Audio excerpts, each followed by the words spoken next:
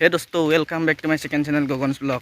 যেহেতু আজি শ্ৰীকৃষ্ণ জন্মাষ্টমী সেইবাবে আজি নামঘৰত যাব ওলাইছোঁ আৰু মোৰ লগত আছে আজি পাৰ্থ ভাই তো আজি মানে যেহেতু আজি শ্ৰীকৃষ্ণ জন্মাষ্টমী আৰু জন্মাষ্টমী উপলক্ষে সকলোলৈকে হিয়া ভৰা মোৰ ফালৰ পৰা শুভেচ্ছা জনালোঁ আহিবলগীয়া দিনকেইটা যাতে ভগৱান শ্ৰীকৃষ্ণই যাতে দিনকেইটা ভালে কুশলে পাৰ কৰি যায় সেয়া আজি নামঘৰত আহিছোঁ ইয়াতে চাকি জ্বলাম আৰু এয়া চাওক ষ্টেং লৈ আহিছোঁ ভিডিঅ' কৰিবলৈ আৰু